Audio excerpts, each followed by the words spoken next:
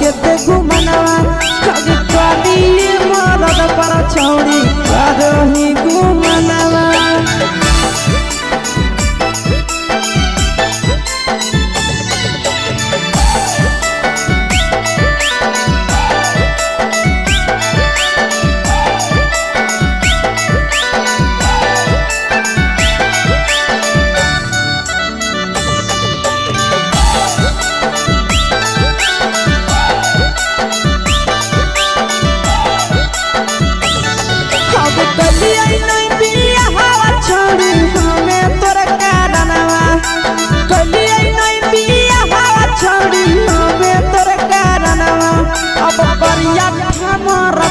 छौड़ी करही घुमनवा अगे कभी मरद पर छौड़ी करही घुमनवा।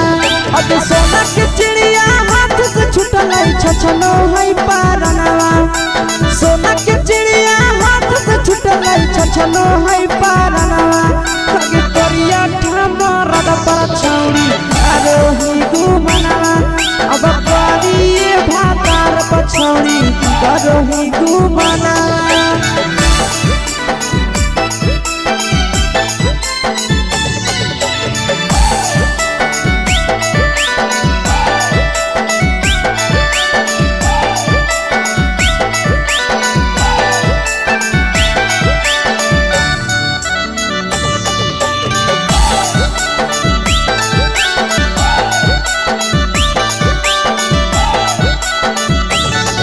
अगे पहिले नहीं जानलिए तोहर चलिया चलनवा।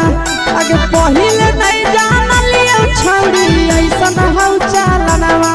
अगे सुंडा मरद पर छौड़ी